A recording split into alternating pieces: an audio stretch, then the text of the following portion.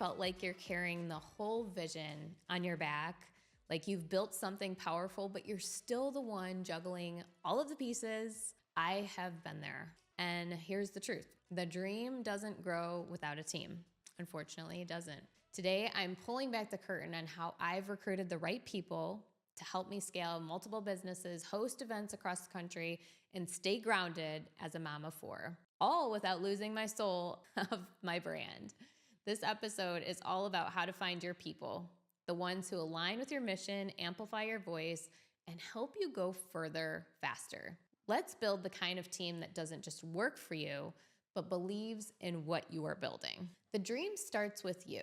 You are the person that you recruit first, right? Before anyone else. You have to get clear on what truly lights you up and what you truly want to build and how you want to show up for it.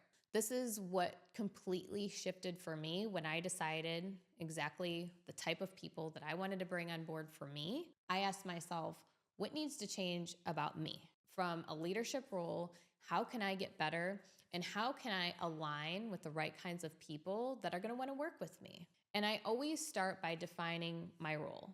I keep asking myself, how can I get better? How can I lead with the right kind of discernment that's going to allow me the opportunity to have these individuals come into my life? And a question that we can ask is, what am I uniquely designed to do? Where do I thrive? What, again, lights me up? And how am I going to truly make a difference? When I am bringing people on board, I want to be attractive as a leader, right? And it's either going to attract or going to repel individuals, depending on the way that you show up. So when you know your zone of genius, you'll know who to bring in and who to fill the gaps, not to mirror you. So here's the thing. You are not hiring for a role. You're inviting someone into your vision. And I've hired based on energy, values, and passion before ever looking at a resume. And that honestly is where you get the best possible results. That's where the doors open. That's where the magic happens. So here's the key traits that I personally look for when I'm bringing somebody new on board. Ownership mentality. You want the individual to work as if this was their business. They are super passionate about the vision that you have created.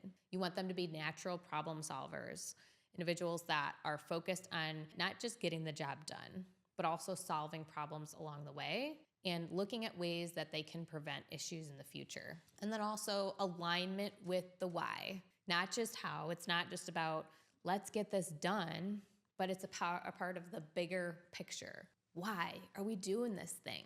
And a key piece to this is we want to ask, what lights you up about this mission? Their answer will tell you everything. It will tell you whether or not it's a good fit for not only your vision, but also whether or not they're going to align with long-term growth and with the way that you operate. I always say, I'd rather train somebody that's really hungry to learn than try to reignite someone that's lukewarm and just they're not really sure exactly if it makes sense or if they want to be a part of something that's really impactful. So how do I recruit? Real world methods I use to find aligned teammates are going to be at the forefront.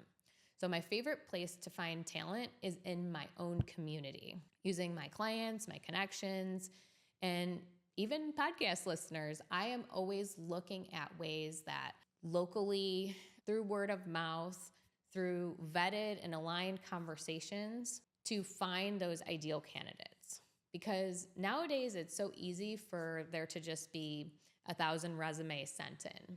And we can put anything down on paper. We can have our resumes written out by ChatGPT. So it's important when you can have those vetted individuals that are really going to resonate again with what your great vision is. And the way that you do that is through individuals that know who they are, know how they work, and know their track record. So what does working in flow look like for you? I think that that's a really essential question that we also want to look at when we are vetting people. So we don't want to just look for someone to relieve pressure. We want to look for someone to extend the vision.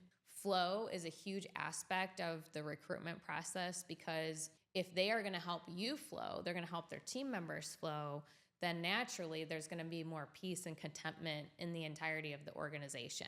How are they essentially going to impact the greater good through that energy that they bring to the table? And here's what I've learned to watch for and what to lean into.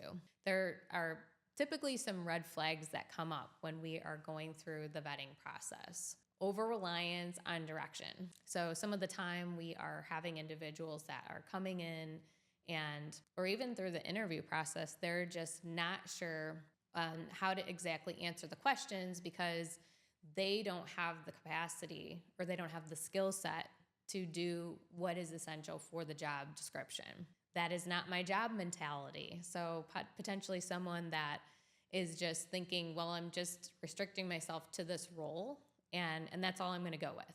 So you want somebody that's an open-minded individual, they're a big thinker and solution-first thinker, someone that's wanting to come in and to be willing to evolve. Authentic excitement is a huge part of the contribution to the long-term growth of the organization or the business.